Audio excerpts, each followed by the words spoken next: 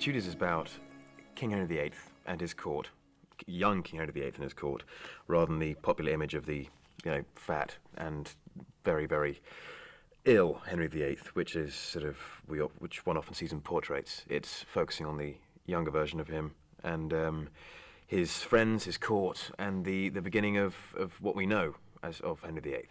And it's following that original journey. And my character is Charles Brandon. He is a confidant of the king, best friend. They grew up together due to the fact that King Henry's father and Charles Brandon's father were also close. Charles Brandon's father was King Henry's father's standard bearer at the Battle of Bosworth, and King Henry and Charles grew up together. And so they're very close friends. Even though Charles had no official title, he was a Mr., which is how Charles Brandon starts in the story. He starts as Mr. Brandon. They are very, very close. Charles Brandon is the only person who can actually effectively compete with Henry and beat him with no fear of repercussion.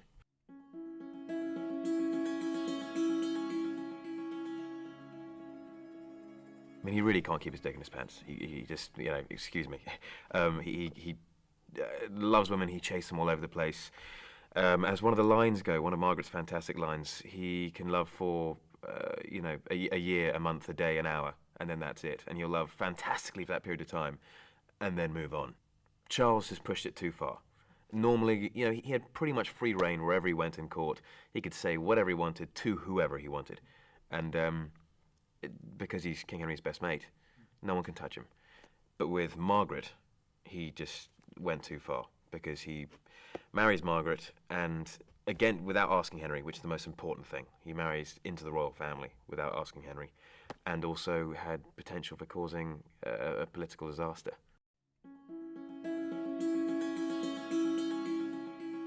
Young, vibrant, athletic, fit. I mean, he really was this man of incredible power, and the image of what a king would be. And Charles and him were very similar.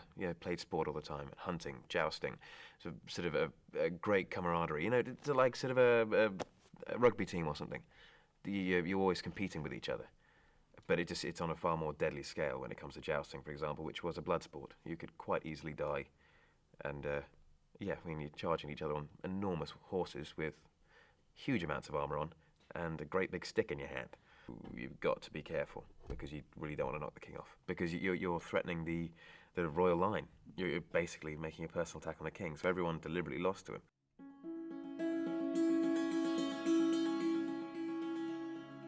It's quite a fun game, actually.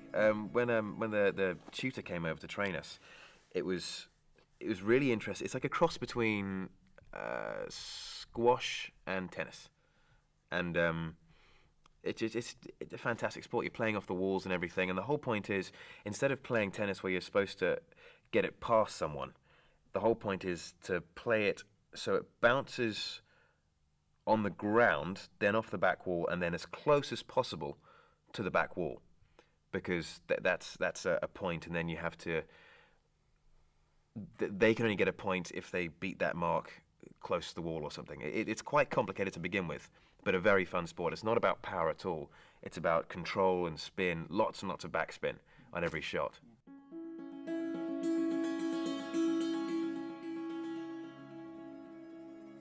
You couldn't ask for a better place to be the best friend of a king, because you haven't got the responsibilities of the king, and you're untouchable.